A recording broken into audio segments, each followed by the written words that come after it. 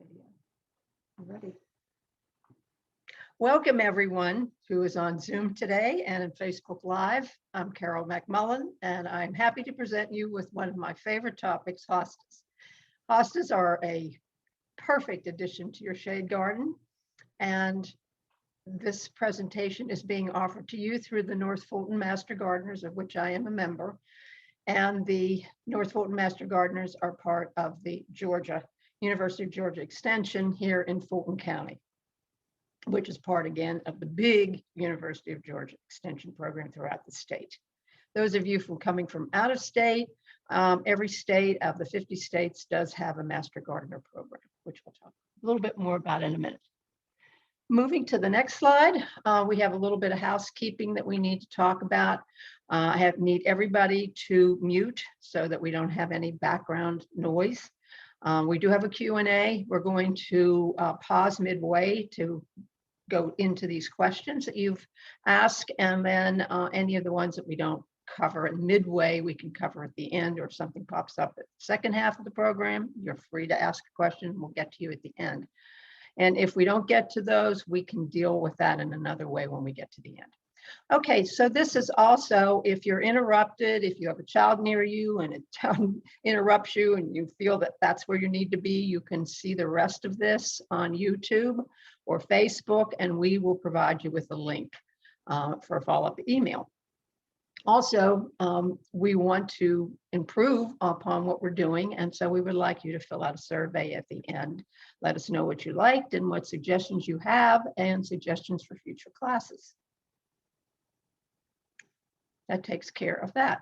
So I am a Master Gardener, and some of you may not be familiar with the program, so let me just provide you with that information. I am part of an organization called North Fulton Master Gardeners, and it is a nonprofit organization. It is a 501c organization, and our main purpose is to provide horticultural and ecology education to the members of the organization who go through a program to become a Master Gardener, and to the people in Fulton County. If you're not in Fulton County, we're so glad through our Zoom and Facebook that we're able to extend our information about gardening and horticulture to people throughout the United States, in fact. And because this one is going to be presented to you on hostas, which will live in zone 3 through 8, we have a possibility of, letting you know about this plant and how you can use it in your environment. Now, what do we do with our education program? We're providing you with these free classes on horticultural information. We also have North Fulton demonstration gardens. We also work with some of the historic homes that we have in the area, and we work in their gardens to provide a nice walking paths beyond the house. We have children's gardening classes, and we have a horticultural scholarship that we give each year from the funds that we raise. Now, what about this lecture series? Well, I'm one of the parts of this. We've already given 3 presentations. You can backtrack and go to YouTube and see these. Just note the link right there, and that will bring you to any of those previous topics. You can see today we're going to focus on hostas. And this is my program I'm currently doing. And then that you can see that there are 6 other programs coming up later. You can sign up for those at any time, and you can see if any of those topics appeal to you. Oh, and also you have to register for each class individually. So just don't assume that, you can sign up once and that's it. You have to sign up individually. Okay, we are very involved with social media. We have, I've had wonderful support in the background. I said, all I want to do is present my Hosta program, and I've got lots of support going on. And we have some technological geniuses here, and they've linked us up to all of these social medias. And you can, obtain information about us and look through all those, and those are provided for you. Okay, now just to give you a little bit of information about myself. They took a picture of me earlier in the spring, maybe it was even the summer, and you can see that I'm in my shade garden. Back there you can see the woods. I've been a Master Gardener for 7 years, and prior to that I was a biology teacher, and I've just loved the outdoors from, I think, the moment I came on the planet. I said to my college friends that I just You know, I was born to be a biologist because I've always loved the outdoors. I love to play in the dirt, and I've been an avid gardener my entire life. I've gardened in the shade, and specifically for probably about 37 years, starting with a home that we purchased, like was helicoptered in the woods, and I love gardening. And I thought, well, to get up to speed, I better learn some things about shade gardening if I want to have a garden.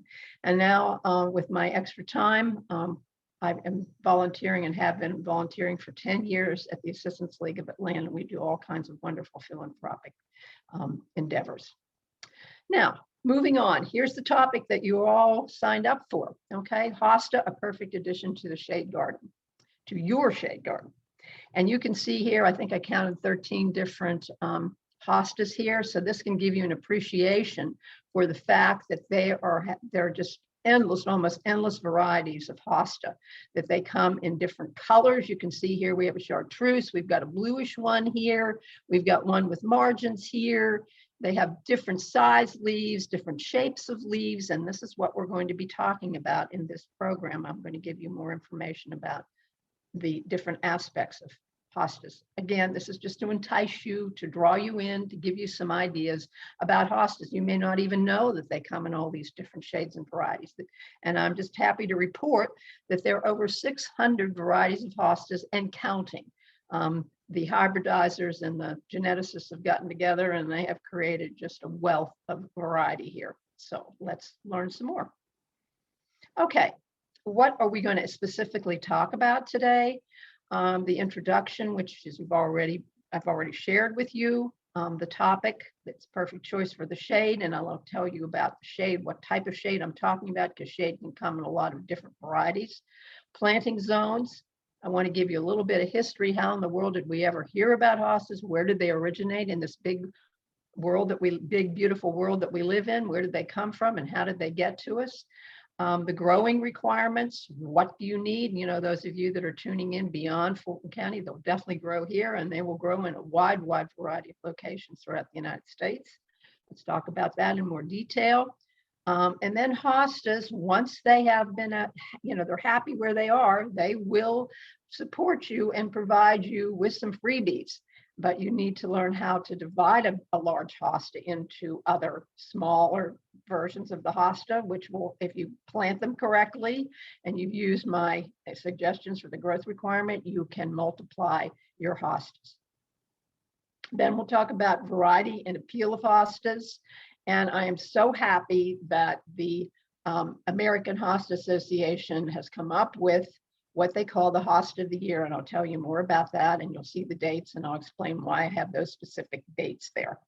And then I wish I had more time. They really want me to get this done in 45 minutes or less, and so I really don't have time to do companion plants.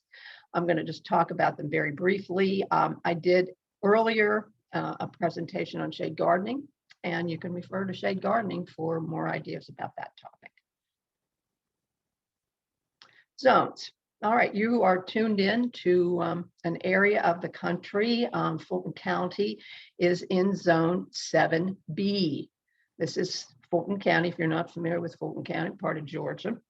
And you can see that pretty much everything in Fulton County is Zone 7 at the top. We have 7A, 7B, then we have 8A and 8B. And so we just have an itsy bitsy little piece up here in the mountains of North Georgia that is going to be in Zone 6B. So, but basically I put down here, I cheated a little bit because I just kind of eliminated that. And I said, Georgia is within the Zone 7 through 8, but the class is appropriate for pretty much everywhere in the lower 48 states, except for the very hot areas of the country, which I'll explain to you in more detail later.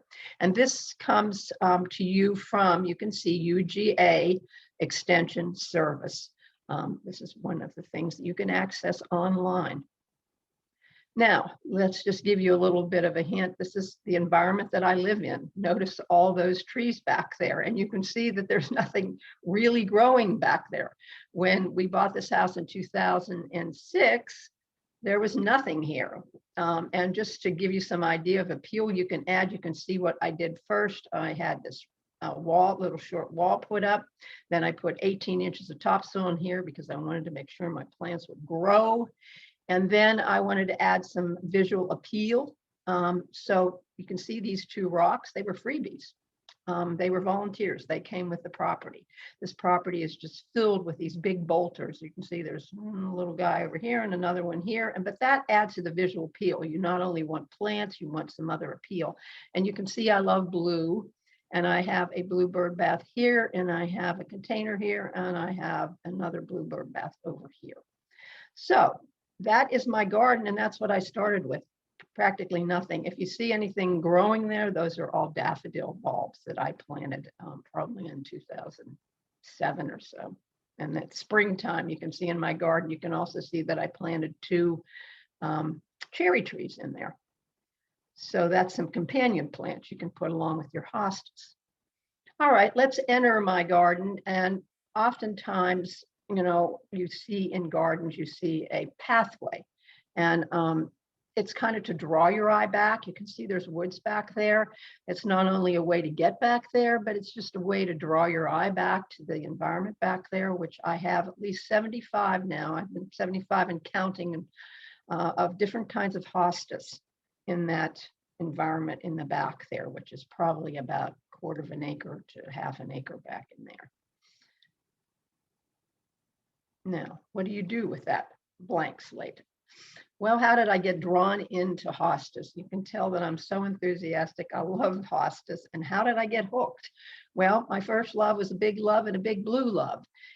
This is the hosta that I have to say kind of launched me into gardening as well as into hostas. This was, again, another example of I bought a house. My husband and I bought a house in Pittsburgh, Pennsylvania, and this was a eye catcher. This was the thing that I fell in love with, and this is what kind of led me into gardening. This house was built in 1925, I believe, and it had a beautiful garden that somebody put many, many hours of love and attention to, and then it was a little bit neglected before we bought it. And so it was just calling my name and saying, get out there and clean it up and see what's in there and fall in love with gardening. Now, this particular plant is one of the blue varieties. You can see how big the leaves are. The peel of it was the big, and they're blue. And this plant, because it's blue, needs, you can see it's not in the deep, deep shade, it's in the shade. You don't want, it doesn't really want a lot of shade, doesn't want a lot of sun either, and I'll tell you why.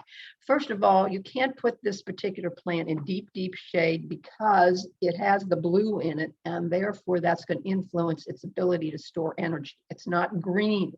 The greener the plant, the greener the hosta, the more adapted it's going to be to full shade because it's got so much chlorophyll in the leaf, and this is going to have diminished chlorophyll because of the blue tint.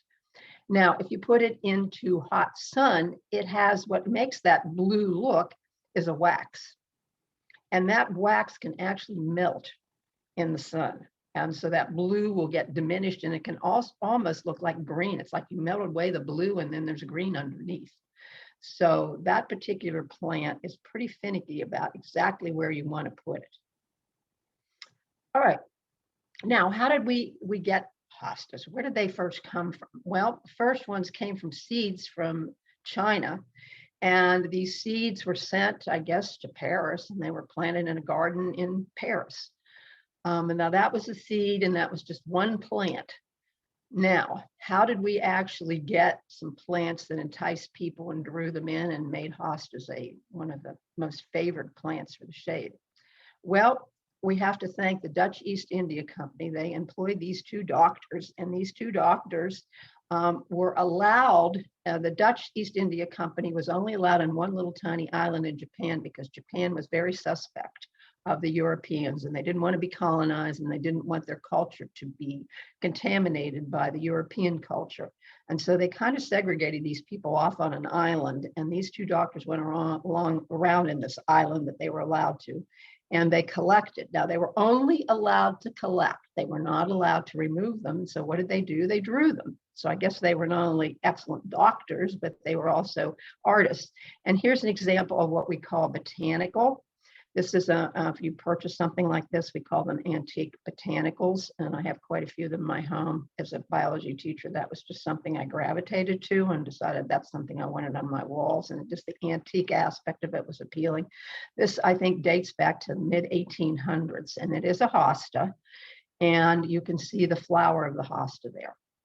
But I want you to remember, plants were not allowed out of the country, so we have a little bit more to this story. See this gentleman right here? I don't know how he even managed to get from point A to point B with all those medals on his breast there. He must be carrying 10 pounds of weight there. Well, the reason he's got so many, that when he was sent to Japan with the Dutch East India Company and sequestered on this particular island, he was a German eye specialist, and I guess the Japanese didn't know much about the eye and how to deal with eye infections and eye diseases, and he was immediately revered by the Japanese. And not only did they allow him to go out and draw the specimens, but he was allowed to collect. So he collected, but remember, he was not allowed to let them out of the country. He was not allowed to take them back to Europe with him. So eventually he did get them out, and I'll tell you that story a little bit later. But here is a hosta, and I want you to see that his name was Philip Francois von Seibel. And Seibel did bring back a hosta. He brought back this particular blue one, and they named it with a genus and species name, a Latin name. It was called Hosta Seiboliana elegans. And you can see that it has sort of a purpley colored flower, and that's named after him in recognition of him. What did he accomplish? All right, what he accomplished was this. Whoops. Let's go back. Oh, okay, but how did he get out of the country? Okay, he got out of the country. He took his collection, which he was not allowed to take out, but he was leaving to go back to Europe. He put it on a boat, and he thought, yep, my plan is working. I got it back on the boat, but the boat was shipwrecked. Guess what? The Japanese came to their rescue, and in the process of coming to the rescue, they found his collection. They seized the collection, and then he really got in trouble because he had a map of Japan, and that was really a no-no. They didn't want the Europeans to know about their coastline, their harbors, and they, this was something that they knew was a definite threat to their culture. And so he was arrested. I don't know how much time he spent in jail. They liked him enough. I think they released him eventually, but they took the map from him, they took his collection, but a little bit of the collection was not seized. It made it back to Europe, and that's how we ended up with hostas. Now, as you well know, probably, that most plants have a double name, a genus name and a species name. How did we get this name hosta? Well, it came from a famous Austrian botanist whose last name was Host. And so that's where the hosta came from, and that was established in 1812. But 5 years later, somebody decided that that was not a valid name. And so 5 years later, they called them Funkia. And that name persisted until, I don't know what happened in the interim, but in 1905, the International Botanical Congress reestablished the name hosta, and it's been with us ever since. And here you can see another, trying to entice you about, to learn about all the different kinds of hostas, which one you might like and want to add to your garden. You can see that one has the white inside, and then on the outside it's green. This is has a designation, which I'm going to be talking more about, called the Hosta of the Year, which we mentioned earlier. And this is the one that was selected for this year, 2001. It's called Rainbow's End. Now, how do you make hosta thrive?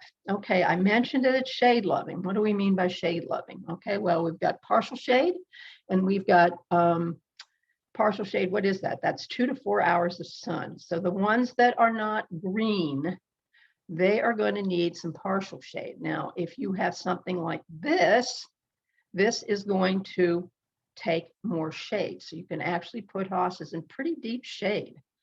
I don't think you want to put them in total darkness. You wouldn't want to leave them in your garage, in your dark garage for months on end. They die. But, as long as they get a couple hours of sun, they're still pretty happy campers. And again, emphasizing the blue variety and the chartreuse variety, which aren't that deep, deep green, need more sun to show off their colors. The dark green ones are the most shade tolerant. and they like good fertile soil. They like amended soil. And I would suggest that if you're going to, and you should definitely fertilize, and it should be done in the spring with some compost manure. And let me just point out, here was some of my companions that I brought with me today, how we might do that.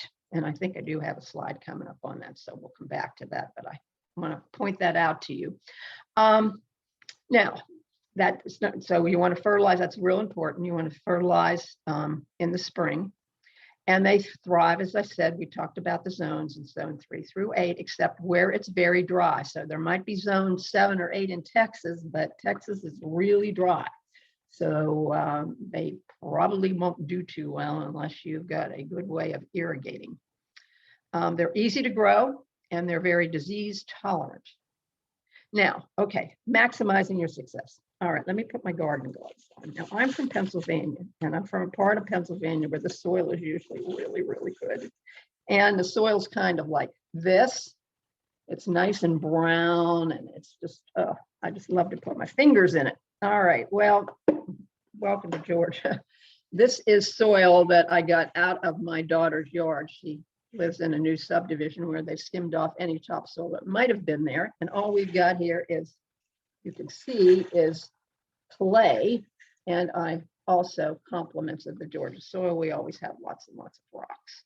I have thrown out many, many rocks in my day as a gardener. Here's more rocks. Now, you don't want to throw that soil away. It's got some nutrients in there. And so we want to enhance that. And so what we want to do, if you see here on the screen, you see the soil that I just showed you, and we have the compost manure, and that particular compost manure you can buy most anywhere, but I will just give you a little hint that you can buy a whole bag of that for like $2.38. I buy so darn much of it at Lowe's. So what are we going to do? Well, let's get that compost. If you have it in your own yard, you might have some free compost. You want to take that and you want to add that to your Georgia soil. And now you take that soil that the roots never wanted to really, now that, you know, the roots probably would have a real hard time once that gets baked and becomes like concrete, like our Georgia soil. Add that in there, and now any plant you put in there can dig its roots down and be a happy camper. So that is a definite thing that you want to do if you've got soil like I just described, Georgia soil, you want to amend. And put that down, take my gloves off, and we'll move on. Now, the other thing, remember I told you that one of the benefits of hostas that they do if you have the proper environment for them, and our little friends, the deer, which we'll talk a little bit more about. That's the problem here, deer and bunnies. You will get these large hostas, and you can see here's a very, very large hosta. Now, what can you do to, multiply them? The more, the merrier. I would get the equipment ready. I like to have all my equipment ready and then move forward with any project. I was a biology teacher, and I would set up my labs, and the students would have everything that they're, at their fingertips. We had 45-minute periods, and we had to get those things done quickly, before that bell rang. So I wanted everything in place. And those of you, that cook, you want to have those things available. Okay, what should you have? You should probably have a good shovel so you can dig down and go around the roots. You don't want to damage the roots, so you want to get a diameter that's large enough to extract it without damaging the roots.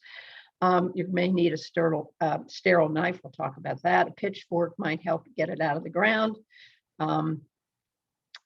Then a hose comes in handy, a dish pan, or a large container of water. Okay, so first thing, there are 3 Ds. First of all, you want to dig. So you dig, dig, dig, dig, and try to extract a ball of hosta with the roots intact, and it has a lot of soil. You want to remove the soil. So the second thing is D, the second D is de-dirt. Remove the soil. Now water can help. You can see this is like a children's swimming pool in the picture. And if you dunk it in the water, or you can get a dish pan full of water, dunk it in the water, or remove the soil and just take the soil and just, put it somewhere where you can recycle it, put it in a bag or put it in your garden or whatever. Get rid of the soil, don't destroy the soil, just recycle the soil is what I want to say.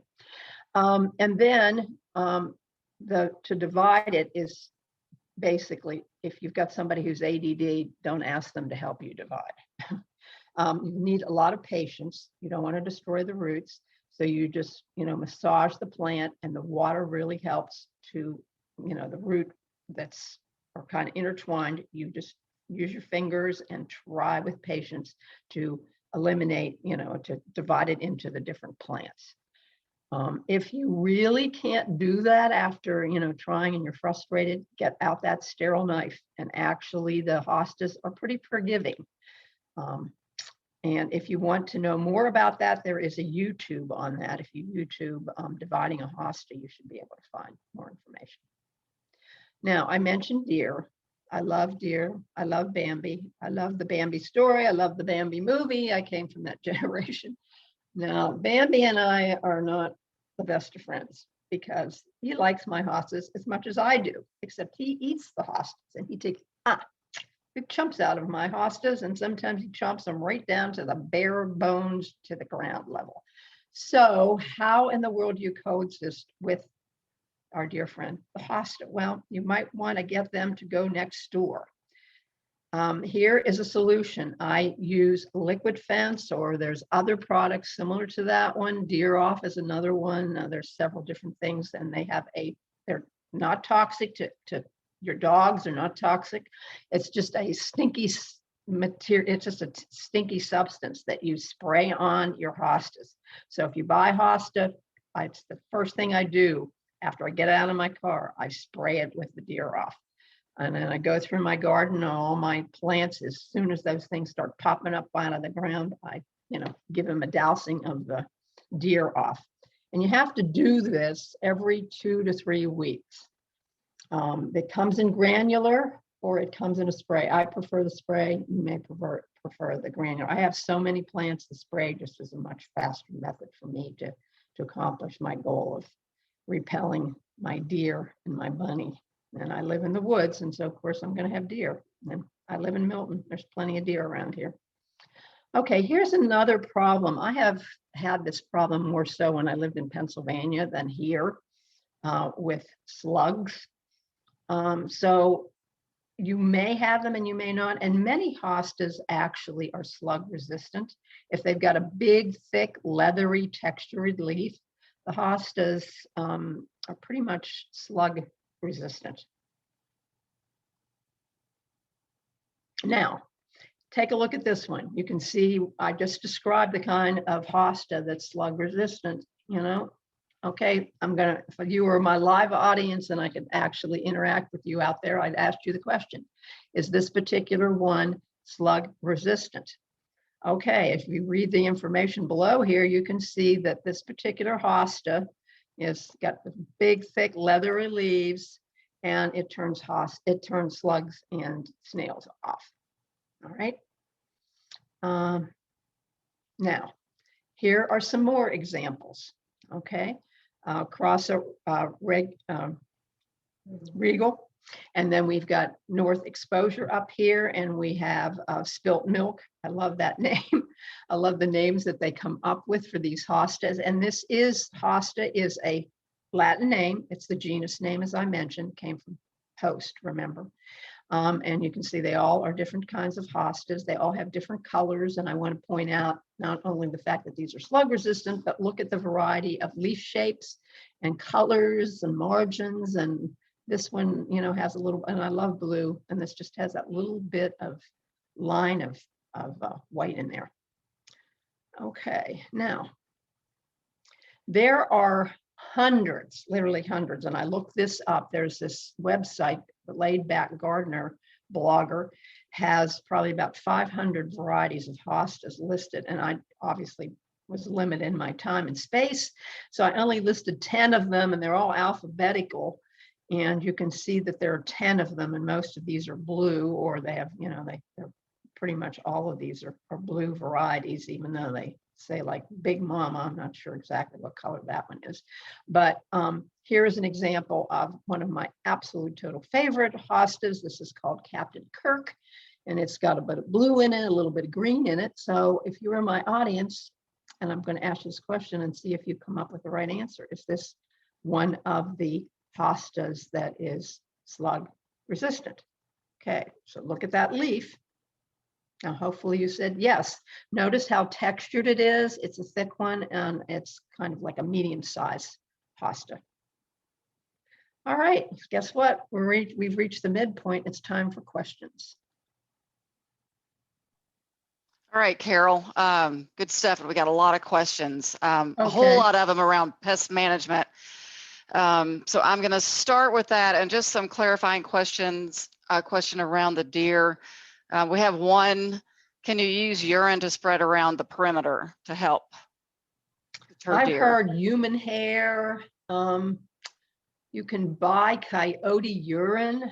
They hate coyotes. In fact, I think the deer off that I used has a scent that kind of advertises that coyotes are nearby.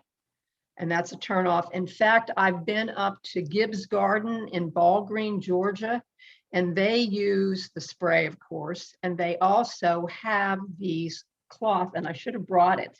I've got my cloth plants. I've got, oh shoot. And anyway, there's different ways of getting around them without actually going out there and doing them in. You can work around them by using those sprays. Got it. Another question was, do you have any experience with using garlic pellets or planting garlic around the hosta? Is that a deterrent? Or have you ever heard of that? No, but I'm willing to try. They don't like bad smells, so I don't know. Yeah. Garlic is growing under the ground. The smell from the garlic, it's like a bulb, it's like under the ground. I don't know how much of a deterrent it would be above ground. If you have deer that are getting underground and eating the roots, they tend to like the leaves. I don't think that's going to work, but it might. I don't know. I need to thank you because I'll do some research. There you go. Any suggestions on chipmunks or moles? Oh my. You can buy some pellets. I've used pellets that you put in the soil when you see it mounding up from the voles and moles that are out there, you know, eating the root system. And again, I don't know how organic those are. I wish I had done some more research on this.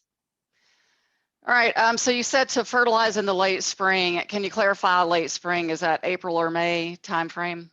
Well, I would, here in Georgia, my suggestion would be when they start to emerge out of the ground and they make their first entry, that would probably, when you, because you really can't, if you don't know, if you have a big piece of property like I do, and I don't really know where they are, I wait until I see them emerging from the ground, and that's when I fertilize them, because that's when they really need it, because they need the energy to form the leaves. Okay. How do you feel about using Miracle-Gro potting soil? Well, I like to take what we've got and amend it. But of course, if you buy any kind of soil, you know, in a bag, and it's already got the nutrients in it, you know, and that, go for it, because it likes nutrients. Okay. They're going to be happy. Okay. The plant will be happy if it's got a good soil to work with. Okay.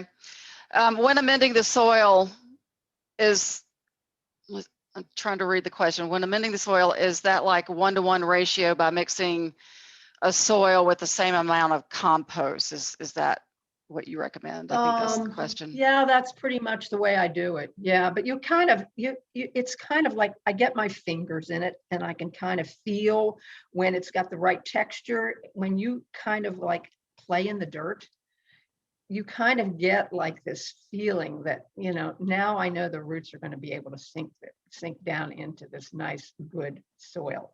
Because we know here in Georgia, if you don't amend, that when we have a drought, it becomes like concrete. And how can you ask a plant to survive and be happy and nourish in your garden when you're putting it in concrete? Okay, awesome. And when is the best time to divide your hostas? The spring. Yeah, if you can if you see them coming out of the ground before they have a lot of leaves, because that way you don't damage the leaves. But you can do it any time of the year, but you just have to have patience. I will have to emphasize that's probably one of the most important things you should get out of this today. You know, Okay. you've got to have patience. All right. Sometimes Good that's hard question. for a I lot like of that us, right? question. I should have mentioned that. That's excellent. All right. Just a couple more. Are hostas good pollinators for honeybees? No, Are they good for honeybees? Yeah. no, Okay. no. Their flowers are pretty insignificant and they're very short-lived. Okay. Like your butterfly plant, they come out and those flowers last a long time. Okay. So you Awesome. want a flower that, you know, has a good scent to it and, you know, it's going to entice Lots of those color. pollen Right. and color and stuff. And, you know, Right. hostas aren't really known for their flowers. And I'm going to mention that in the second half. Okay. Can you give us just a brief rundown of a few good companion plants? I know that that's part of another presentation that you did that we have posted the link for, but can you give us just a couple? Okay. If you've got deep shade ferns, and there's only two ferns that I really recommend. One is a native, it's called the Christmas fern.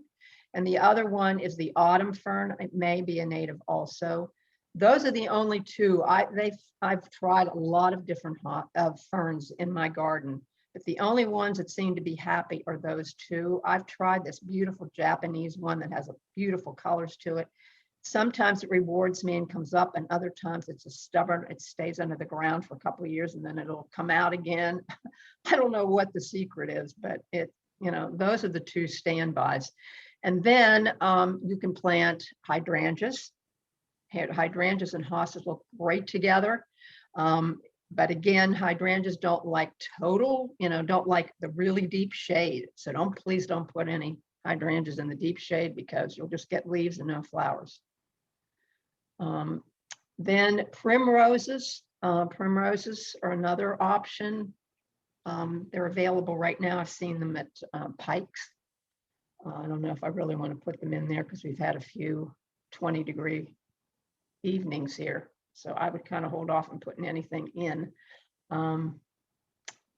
There's a bush called Daphne that I absolutely totally love. If I have time at the end, I can actually show you. I bought one and they have a great fragrance and it's a shrub and it'll take some shade. So that's what I'd suggest. There's not a lot I would suggest, but if you go into my shade gardening, I will give you a lot more tips.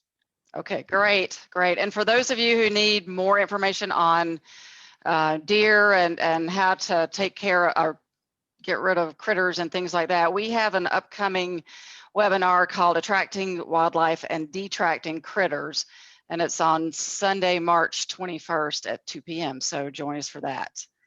Now back to you. Okay, my mouse. Oh gosh, what happened? Dana, oh, there it is.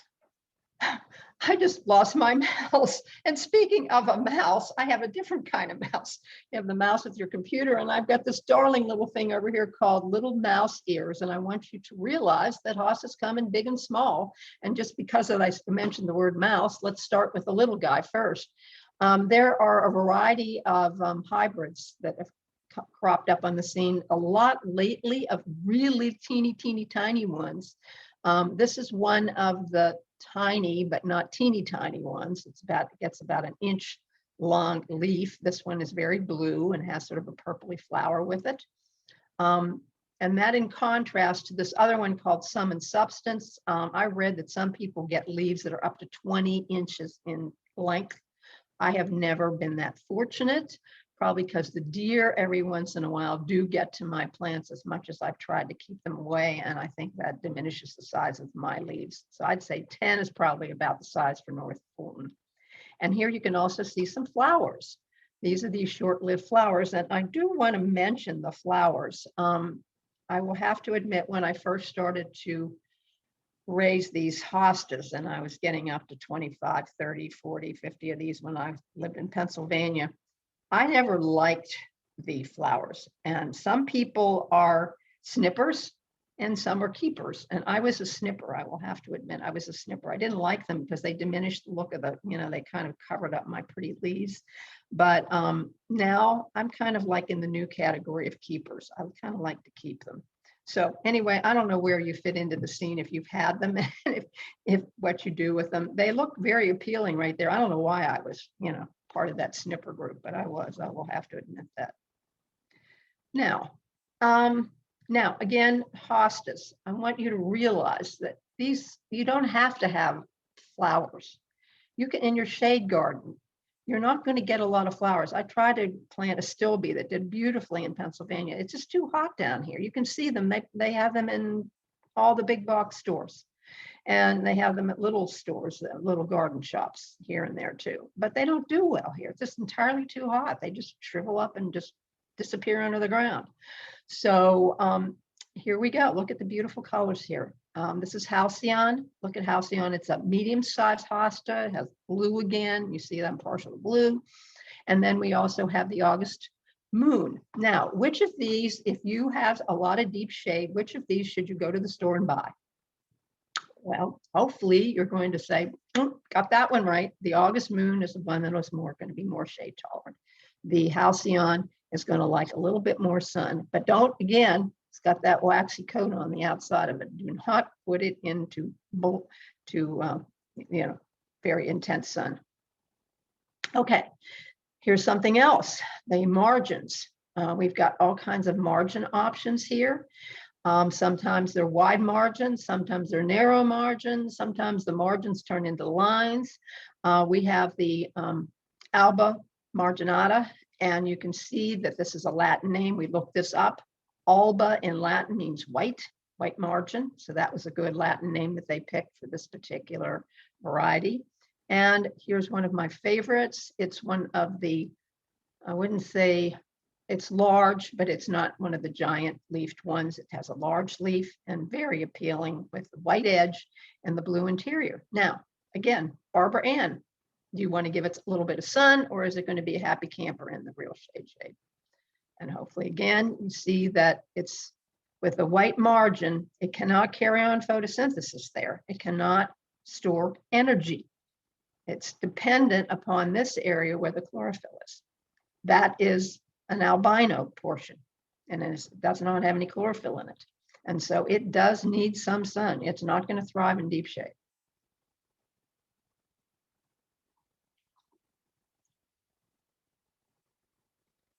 Now, again, here are your flowers.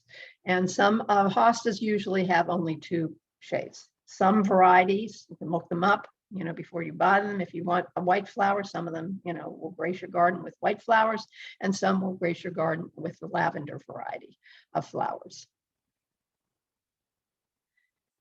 Oops, let's see here.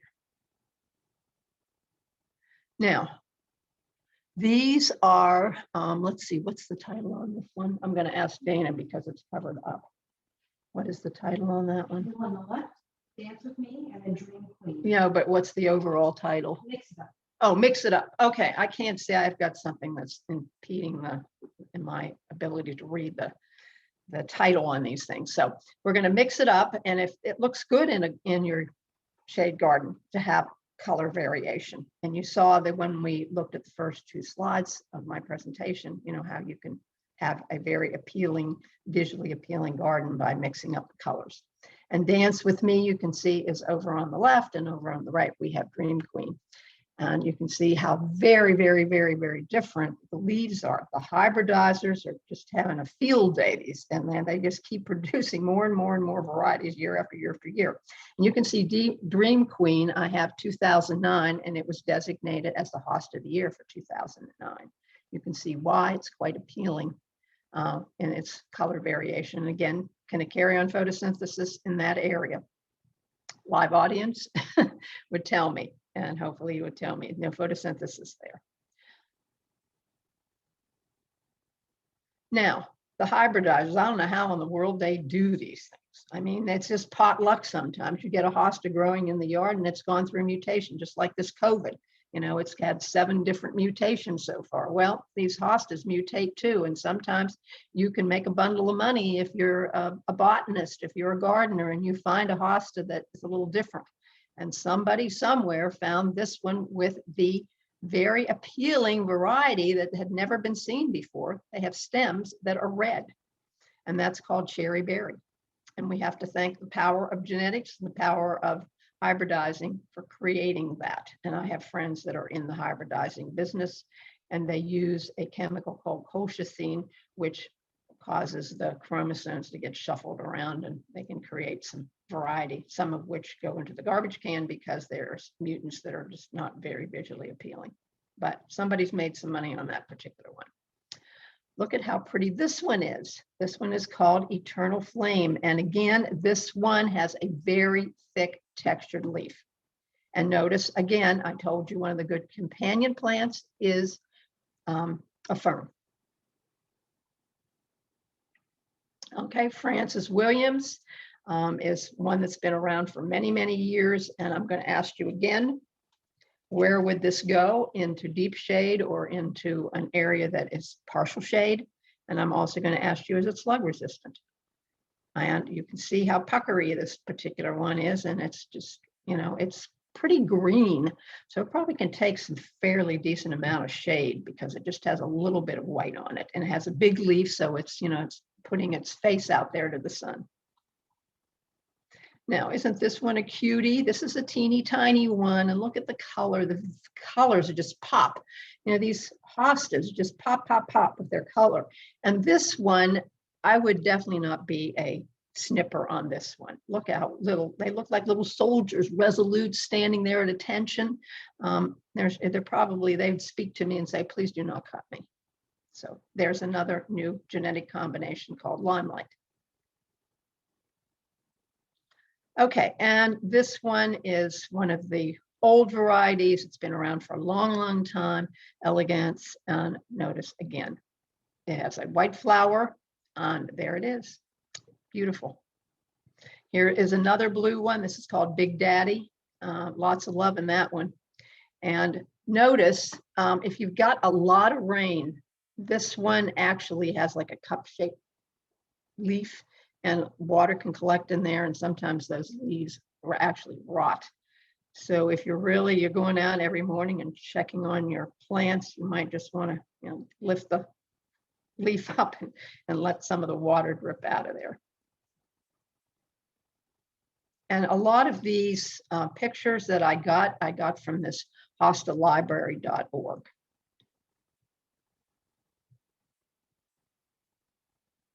Now, here's one of my favorite discoveries. When I started to really get into hostas, I discovered that the American Hosta Growers Association back in 1996 said there's so many different hybridizers coming up with all these just fabulous variations of hosta. Let's just name some up every year. Let's just name one as an honorarium, as an awardee.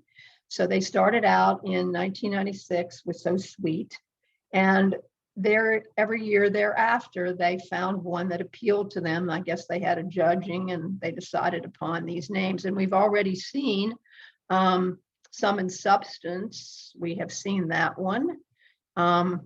So Sweet, we're going to see in a minute. We're going to see First Frost. Let me go down to this one for a minute. I'm going to let your imaginations run wild here. What do you think this curly fry is going to look like? So keep that in mind. Great name, and you'll see it in a minute. All right, and then we get down, as I said, we've already looked at the Rainbow's End, which is the one that's designated for 2021. And then we also saw the little mouse ears, okay, blue mouse ears. And this Praying Hands, I don't have a picture of that one, but I think you can almost envision what that looks like. All right, let's get the visuals. What in the world do these actually look like? Okay, so here's our little sweetheart. So Sweet, it is a tiny one. It's not a teeny tiny, it's a tiny, and it's 1996. It's the first award winner. Let's look at it up close. And if you're wondering why I picked this picture, this is I have one in my hand. Okay, this is to mark your plants. When I have after I, started collecting these and I was getting 25, 30, I couldn't remember the names of all of them. And so I started to use these plant tags. And I would suggest if you use a plant tag, here's a one that fell out of the ground this year. I've got to figure out where in the world it goes. This is called Fragrant Blue. It's a hosta that I planted. I have the date on here in 2013. I would suggest if you're really into plants and you want to mark them and you want to remember them, this kind of label maker is great. I make labels that way and they will endure the elements. This one has endured, well, it's 2013, 7 years, and the label's pretty much intact. All right, so that's little baby one. And you can see it has a nice appealing white margin on it. Now, a year later, they came up, they like white margins, I guess. They came up with the Patriot. I think the hybridizer was from New England somewhere near Lexington, Concord is where this one was first hybridized or discovered. And it has a white margin, but it is a medium-sized plant and it has been around for quite a while. And it's one of the least expensive of the hostas. You'll find it at Walmart, some of the other big stores, Lowe's, Home Depot, and places like that. For one of the cheaper varieties. Now, Sega is the year 2000. This is kind of a bluey green. It's very appealing. It's medium to large. Let's call it medium large. It's not really a medium size or large. It's kind of in between. It's got a rather appealing leaf. And there's an example of the one they picked that year. And this is one of my absolute total favorites. This is called Striptease, and that was picked as a 2005 winner. Let me lift this up. It's heavy. All right, in here, I've got a plant tag. All right, can you see my hosta? Well, let me tell you why you can't see my hosta. Because every fall they die back. And they go into a deep winter sleep. They go into a dormant stage. And they need, and I just looked this up, they need at least 30 days of temperatures below 43 degrees in order to go dormant. And they need to go dormant in order, this Striptease right now is been outside. I wouldn't keep it in my garage because that's not going to give you the 43 degrees. It's been out there, I'm sure, for at least 30 days or more, and it is taking all its resources from the previous growing season and it's storing that energy, and come the right combination of temperatures, probably in March, sometime in March, probably late March, it's going to start emerging out of the ground. And if you've got one that's big and you want to divide, that's probably a good time, as I said, to divide. So it has a companion. It had, I don't know if you noticed, it had a fern that was living in that pot, and the fern is still green. It is also probably doing some energy storage, but the hosta is very happy underneath the ground. All right, Striptease, and you can see why I like that one. I just love that little strip of green in the middle. There's two greens that are on that particular one. Okay, stained glass. This is a big favorite. They're a big seller. Most people that are really into hosta probably have one of these. And again, here you see this person, so they can keep track of their hostas and what they're named. They've got a plant tag here. This is stained glass from 2006. This is a large one. That's why it's so appealing. It's a very large one. This one looks like it could probably be divided, and you could get, maybe 2 or 3 plants out of that one. Now look at that one. Does that pop? Look at that blue color. I don't even know how I describe that blue, but it's just spectacular with that sort of creamy colored edge that it has. And that was appealing enough that the American Hosta Growers Association said, 2014, let's make First Frost our winner. Here we go. You all were supposed to have a visual what you thought this was going to look like. Look at this.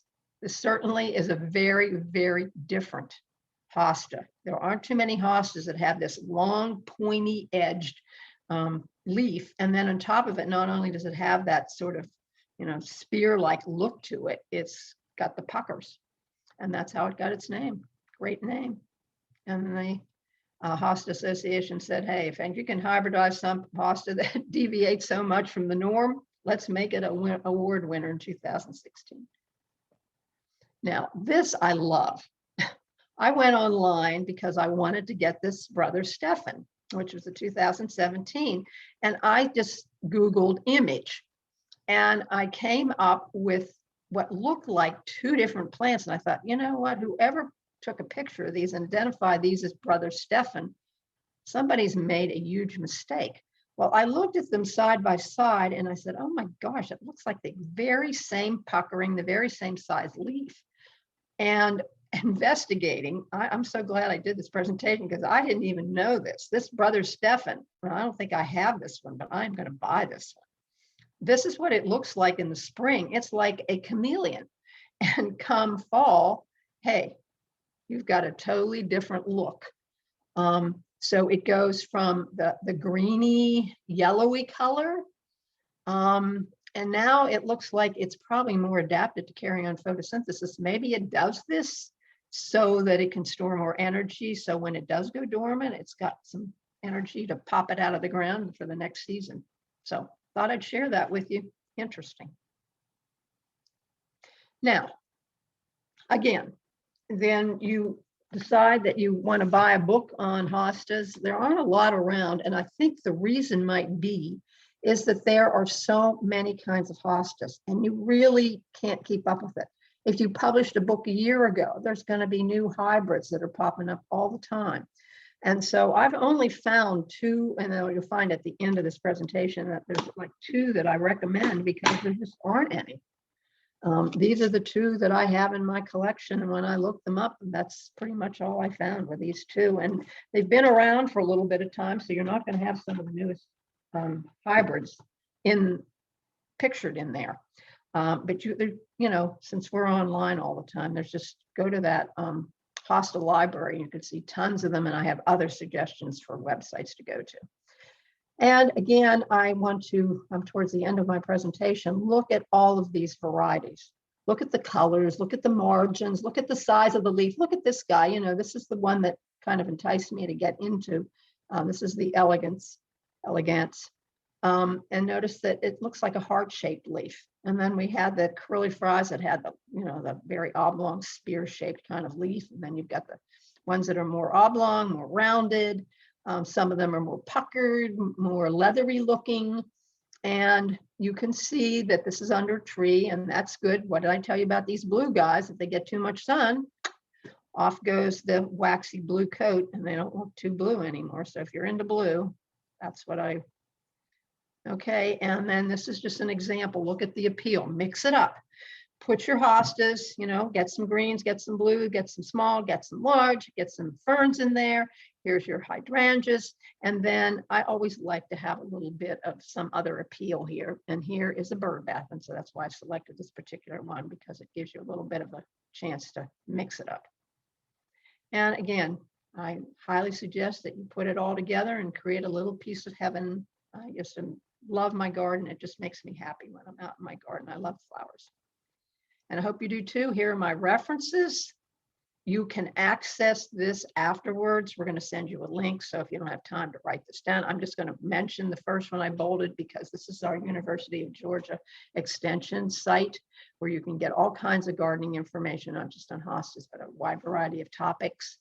I would also suggest that you go to this Hosta library. That's just loaded with stuff. I got all that information about the hostas of the year from this one, the American Hosta Society. And then this site.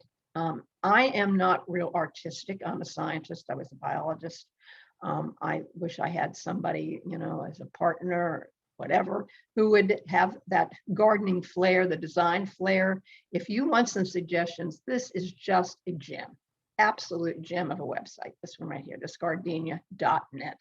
So I highly, highly suggest it. And they've got tons of ideas, and I have specifically where you can go to find Hosta information, but there's just tons and tons of stuff I'd suggest you see.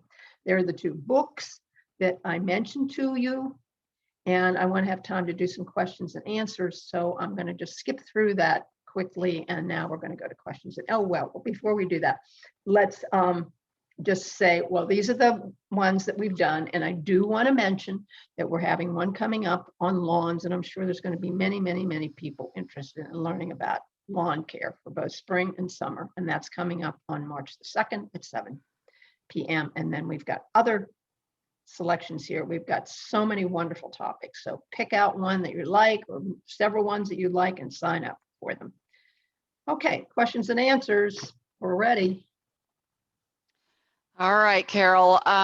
For everyone that's online, we're going to go until it's 3 o'clock now. We're going to go until 3:15 and get as many questions in as we can. If we don't answer your question, we will get them all answered and we'll post them on YouTube and on Facebook. And I believe we're going to send out an email with questions as well, but if not, you can find them on both of those locations. So let's see if we can get through the rest of these. I am starting seeds that I harvested last fall. They're under a light in a seed tray. Have you ever started hostas from seed? And if so, how much should I be watering them? I have, that is a territory that I am not familiar with. I mean, I'm familiar with it, but I'm not familiar with it. I was a biology teacher, and across the hall, I had one of my absolute favorite people I've ever met in my life. The Zolocs, one was a math teacher and one was a chemistry teacher, and the Zolocs in their spare time hybridized hostas and daylilies. And I've been to their home. And because she's a mathematician, she does all the mathematics and keeps great records. And they do start them from seeds.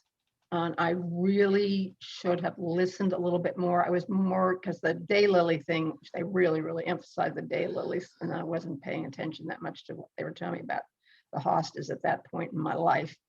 But you can keep them in your garage, and they just put your finger in, just the basic thing we always tell people, put your finger in the soil, and if it's dry, water it, but don't overwater, and have good drainage. Don't put them in a container that doesn't have holes in the bottom of it. If it doesn't, drill. Just get your drill out and drill some holes in there. Okay. Have you ever collected seeds from blooms? And if so, how do you do it and when? I guess briefly. Well, yeah, you just wait until the flower, of course, is where you've got the male and female, you've got the egg, you've got the sperm, and then you've got to have you've got to give it time to make the seed. So you cannot get the seeds right away from the flower. The flower has to kind of like dry up. And then at that point, at the base of the flower, you're going to have a swelling where that's the ovary where you're going to have the seeds.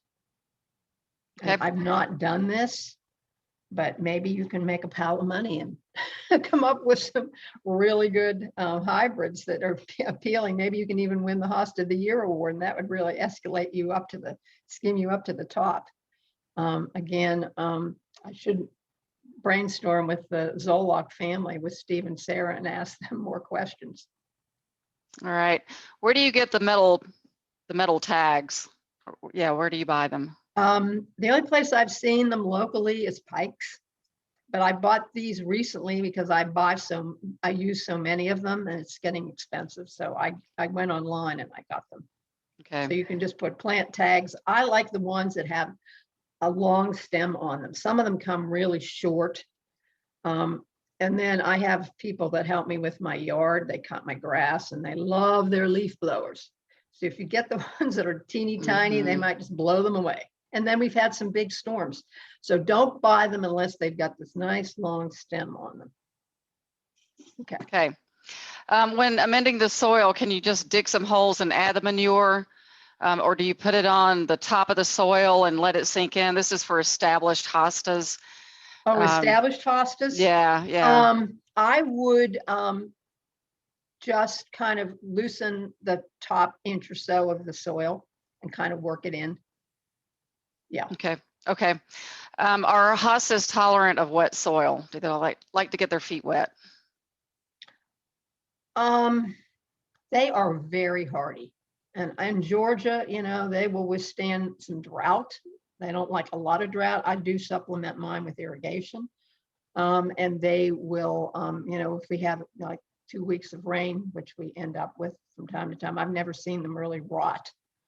So I'd say they're kind of like the perfect plant for shade. As long as you don't have deer and bunnies, you could eliminate deer and bunnies. Hosta would be the absolute crown jewel of a garden.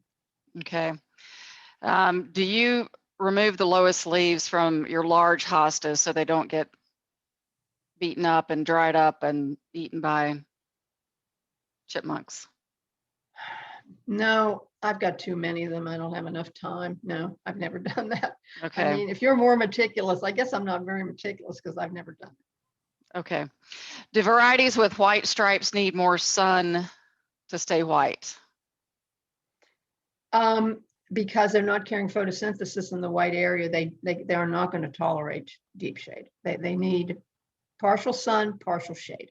Okay. And you might have to experiment. If you have a hosta that's in too much sun, it'll get crispy on the edge. It'll dry out and get crispy. Okay, good answer. Do tree roots interfere with hosta in your shade garden? You might, if you're going to plant a hosta under an established tree, you may have to find digging to be very challenging. But if those hostas went in there when the tree was young, they'll coexist. Okay. When you're planting a hosta, how deep do you plant, or how deep do you plant it in the ground, and do you build a trough or berm around it to hold water? Well, that's more for shrubs and trees, I think. With hosta, I just try to break up the soil, like the diameter. I look at the diameter of the hosta, depending, if you've got a small one, a medium one, a large one, and just double that and break up the soil around that area, amend it, put it in the ground, and then the surface of the plant, the way it was in the pot, should be the way it looks like in the ground. That should be, the root should be totally underneath the ground. Okay. But not, you don't want them way, way down there, it should look like it did in the pot. Okay. Here's a question. I noticed in your pictures that your hostas are growing very close together. In most cases, we're told not to plant too close to keep air circulation. Is this not the case with hostas? Yeah, I would definitely say that's why you want to divide them. When they get too crowded, yes, you definitely want to start dividing them. Okay. Have you ever used Milorganite as a fertilizer? Oh yeah, and I forgot to mention that. That's a good deer resistant. If you use Milorganite, it has a smell to it that deer do not like. And so if you fertilize in the spring, I'm so sorry, I forgot about that. Thank you for the question. That particular fertilizer will deter deer. Awesome. And I know that you can get Milorganite at Home Depot and Lowe's because I have it myself. So a little bit about prep for the winter. Do you cut back the hosta in the fall? How far do you cut it back? And is there any other prep for the winter that you recommend? They kind of like self-prune themselves. Many of your perennials have big, tall stems, and they need to be cut back down to the ground. But hosta just have these leaves, and they just kind of disintegrate and kind of fertilize the soil. I have never cut hostas, but I had a nephew who was given some hostas last spring, and he was told to cut the leaves off. And I'm going to be curious if he ever gets any hosta coming back up. Hostas are very finicky. They do not like their leaves cut. And so if you have an early harvesting of your leaves by the deer, they may just be out of the picture for the entire season. Okay. Do hostas grow under magnolia trees that you know of? Ooh, I'm a northerner. I can't answer that question. I don't know. And the only magnolia tree that I ever had was in my daughter's yard, and it was a giant one, and it had these giant leaves, and they would drop on her teeny tiny yard and just kill the grass. And so I love them, but not in a small garden. And then so I don't have any because I have a newer home and they didn't plant any, and I never have. I have a love-hate relationship. I think they're just absolutely fabulous, but you've got to have the right place for those guys. So I would defer that question to somebody who's lived in the South their entire life. Yeah. Are there any hosta varieties that can tolerate more sun, like 5 or 6 hours? There are some hostas supposedly that are sun resistant.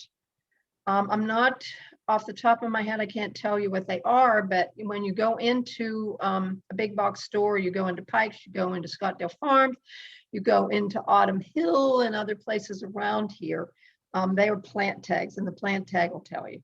Okay. And since you're talking about places, are there places that you recommend to buy good quality hostas? And especially there's a lot of interest in the varieties that you are going through. Are there places where you can buy a wide variety of really good hostas? Some gentleman did email me, and the remember Forest was in the name. And that I don't know. I just love to go out and kind of garden shop. And I just go to garden centers and I just look to see what they have. Scottdale Farms right down the road from me. I've gotten some interesting varieties from them.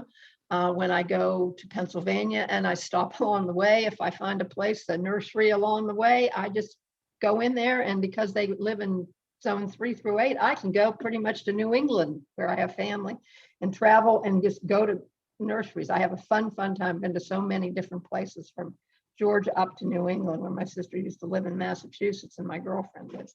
So, and then I had a friend whose husband died and his name was Kirk, and he loved his ship. And so I got her Captain Kirk online and she was thrilled. They have so many names like Dorothy and Barbara Ann. And so if you have a family member who loves to garden and you want a present, look up the names of these and go online and buy them one. They'll probably just be totally thrilled. So there's a suggestion. Okay.